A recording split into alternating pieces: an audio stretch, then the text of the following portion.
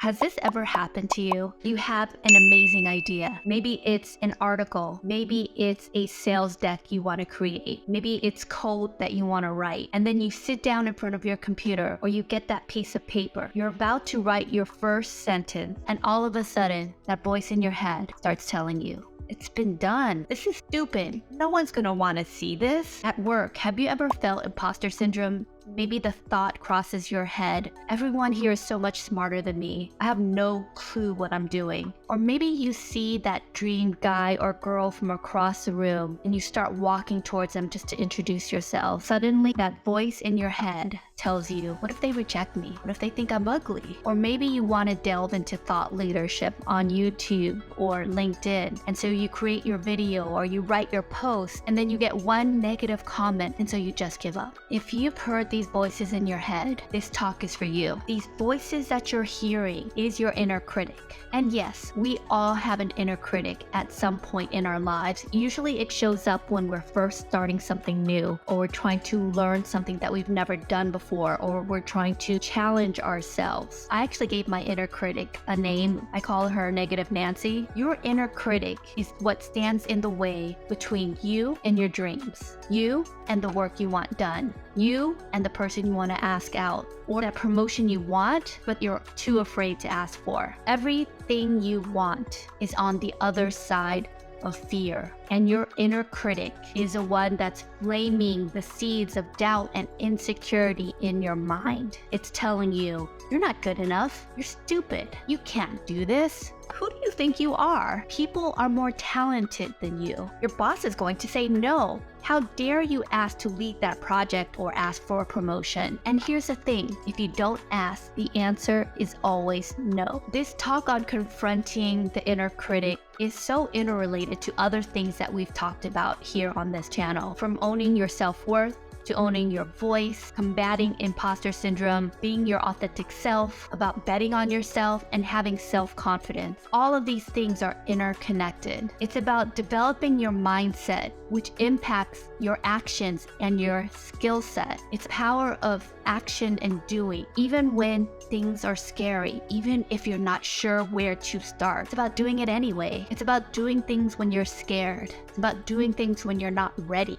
It's about creating systems and processes so that we start becoming our actions. It's about ruthless prioritization of your time and your energy and all of your resources. It's about what we do daily. It's about becoming who we were always meant to be. If there's one thing I want you to take away from this call, it's this: you have the power to change your life. You have the power to change everything by changing your mindset, which impacts your skill set. And by creating the system, you set yourself up for success. No one is born confident. No one is born a master at anything. We get better by doing. We get better by creating systems and habits that create and mold the person that we are becoming. We all have an inner critic in our head that's telling us that we're not good enough. Here's the thing, you have the power to believe that voice or not.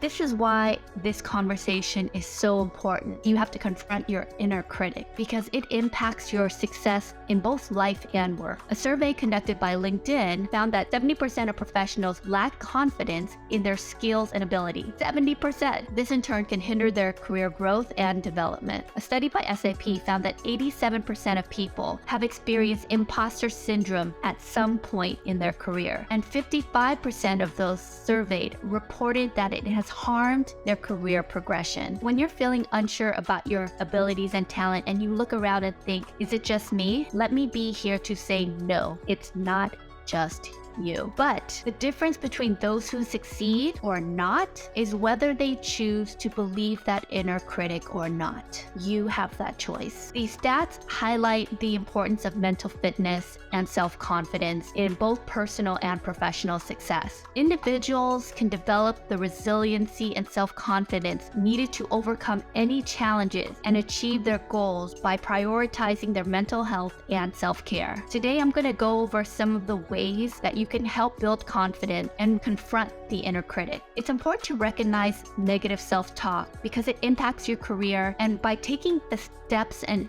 actions needed to overcome it, you're going to be able to cultivate a more positive and supportive inner dialogue. This in turn helps you build the confidence to create your dream life. I have a question for you, for those who are listening, and I want you in the comments to answer this question. When is your inner critic the loudest? Type it in right now. The second question, what do you personally say to counteract that inner critic? And I want you to type that in the comments right now. Before we can dive into things that we can do to combat the inner critic, it's important for us to understand why this inner critic exists. Let me first start by saying that we all have that inner critic. This inner critic is hardwired into us, and it's there to protect us from harm. So back in the days when our ancestors were running away from saber-toothed tigers, we needed to be able to assess the situation and run away from any situation that was scary or new or uncomfortable. We thrive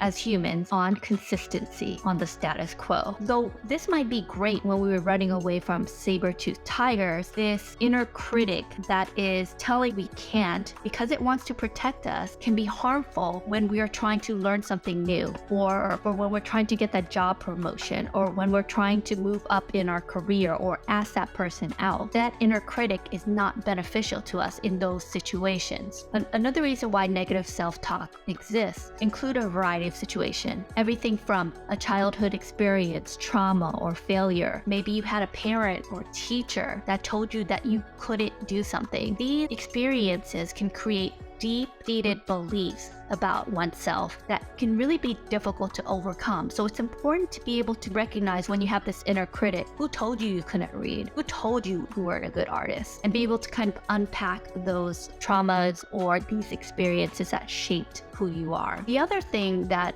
pops up is perfectionism. People who strive to be perfect or strive for perfection may engage in negative self-talk. In a positive way, it could be a way for them to push them to do better. However, it can also lead to people being afraid of doing something. If I can't do it perfectly, I won't do it at all. So it can lead to a constant cycle of self-criticism and self-doubt. People may engage in negative self-talk when they compare themselves to others and feel like they don't measure up. This can lead to feelings of inadequacy and self-doubt, lack of self-confidence. People who lack self-confidence may engage in negative self-talk as a way to protect themselves from potential failure or rejection. This can lead to a self-fulfilling prophecy where they don't take risk or pursue opportunities that could eventually lead them to success. And the last one, but an important one, is cultural and societal messages that we get on TV, in the news, and social media. There's so much cultural and societal pressure that promotes these unrealistic standards of beauty, success, or achievement. We focus on the 30 under 30 and the wonder kid in their 20s, and it creates these stories in our heads that we're not successful because we haven't started a business or became a millionaire at 25. That's just bananas. These messages can create a sense of self-doubt and unneeded urgency, especially when we don't feel like we meet these unrealistic standards. It's important to recognize the underlying causes of negative self-talk in order for us to effectively manage it. By addressing these root causes, individuals can really develop a positive and supportive inner dialogue in their head that promotes self-confidence and self-growth. So now that we've unpacked that, how do you know when you have an inner critic? That was a trick question because we all have an inner critic. That inner critic isn't necessarily a bad thing, as I mentioned earlier. It's there to protect us. It's hardwired into us. When we are hunters and scavengers, we needed to discern the difference between a poison berry and one that was edible. And so anything that was foreign, anything new was scary. We had to think twice before we tried anything new. It's important for us to recognize that we have it, and when it's impacting us from achieving our goals, that's when we need to address it, because that inner critic is always going to be there. But when it impacts your career success or life success, or impact whether you achieve your dream or not, that's when you need to start confronting it